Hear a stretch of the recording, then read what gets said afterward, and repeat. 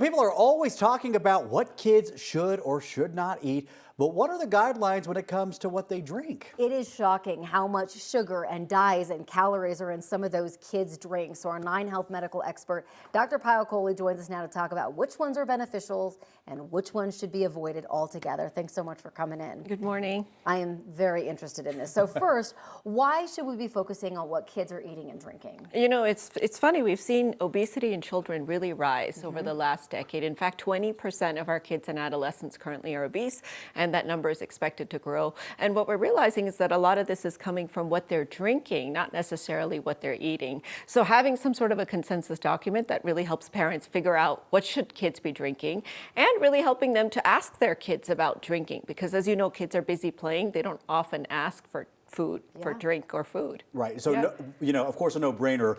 Water is the best drink, honestly, for all of us. When it comes to kids, what about milk? Yeah, so 100% water is the best, but here's the kicker with water. You have to adjust it according to their age, to the weather, to what they're doing. So make sure as a parent you're tracking what they're doing and making sure that they're getting enough water.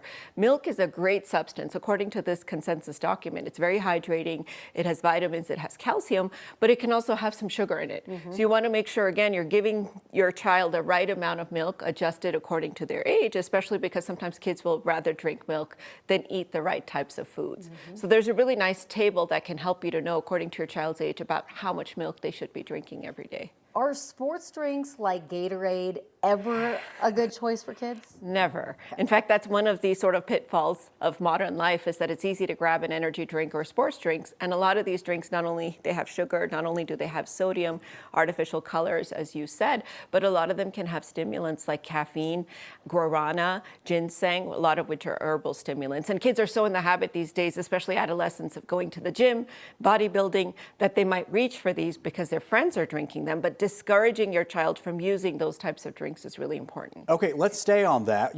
Go back to when we were kids. We used to drink juice all the time, especially after sporting events. I remember many soccer games or basketball games where the parents would bring not only orange slices, but like a Sunny Delight or Welch's grape juice or something like that.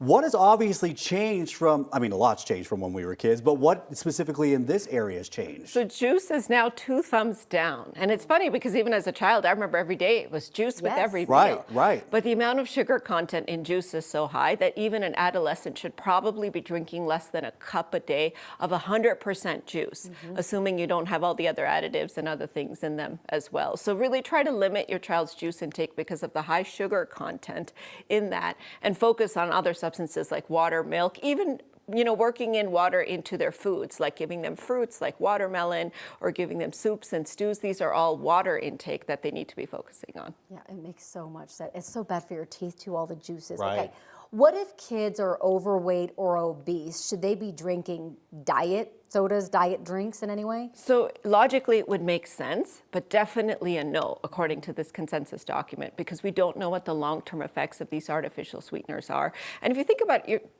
children aren't just small adults. They have a completely different body. They're growing in a different way. So giving them these types of chemicals like aspartame and other artificial sweeteners at a really critical time is a bad idea. So if you have a child who's obese or overweight or struggling with weight, you really want to try to stick more to water, perhaps not even as much milk, because milk can have calories too. Really focus on portion control and caloric intake rather than giving them those diet drinks, and discourage them from doing that because, again, it's very trendy, especially amongst teenage girls, to drink diet soda or drink diet drinks, but that's not good for them. All right, a lot of information to take in right there. Some good knowledge, too. People don't realize how many calories are in just the liquid, liquid calories. That's such a thing. And as you were saying, diet, the body doesn't know what to do with diet. It's like a weird thing. It's like, what is this? Right. But I'm sure as a parent, you'll probably now start tracking your child's fluid intake and really thinking about not just what they're eating, but what they're drinking. We're all water. Yeah. All water. Which they hate it, but it is. It's easy to think about food. Yeah, you just don't think about drinks. But you know what? Get a fun water bottle, or make it a game, or do it yourself, or set reminders in your phone. Lots of ways to work that into their life. And it's extra special for them when we go out to dinner. They get to have it versus all the time. And it starts with the parents too. Adults need to drink more water as it is too. We say that all the time. Yep. Water and coffee is my life. No coffee for kids. I know. Yeah, don't do the coffee. Dr. Kohli, thank you. By the way, you can find all of Dr. Kohli's appearances at 9news.com/Dr. Kohli.